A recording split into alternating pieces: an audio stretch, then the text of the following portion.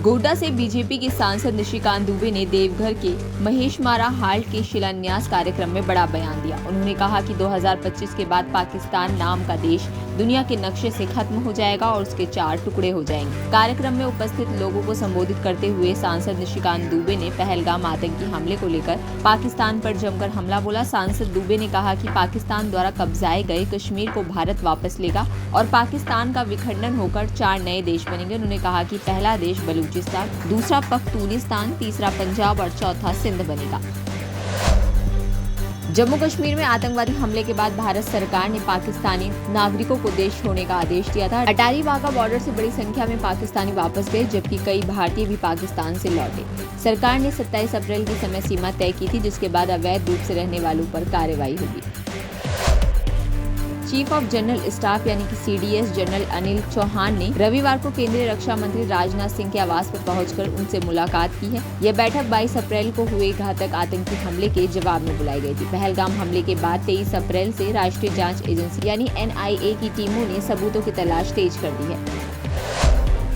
रविवार को राजभवन ने एक बयान में बताया कि तमिलनाडु के मंत्री V सेंथिल बालाजी और K पोन मुडी ने MK स्टालिन के नेतृत्व वाली राज्य कैबिनेट से इस्तीफा दे दिया है और राज्यपाल ने इसे स्वीकार कर लिया है। राज्यपाल RM रवि ने मुख्यमंत्री स्टालिन के इस इस्तीफे को स्वीकार करने की सिफारिश को मंजूरी दे दी है।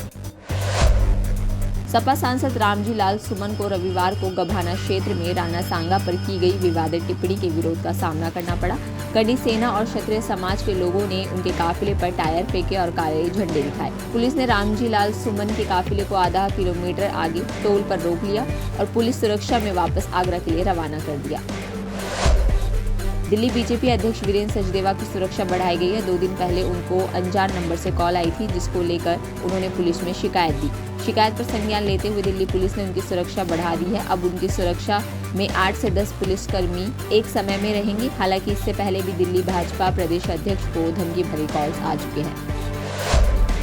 पाकिस्तान इंटरनेशनल एयरलाइन की उड़ान भारतीय की बजाय चीनी हवाई क्षेत्र का उपयोग करेगी। दिल्ली की NCERT की नई पाठ्य पुस्तकों में कक्षा 7 की किताबों से मुगल और दिल्ली सल्तनत के चैप्टर्स हटा दिए गए हैं। इन बदलावों के तहत नए अध्यायों में भारतीय राजवंश, पवित्र भूगोल, महाकुंभ और सरकारी योजनाओं पर जोर दिया गया है। ये कदम राष्ट्रीय शिक्षा नीति के अनुरूप है, जो भारतीय परंपराओं एजुकेशन सिस्टम पर जोर देते हैं।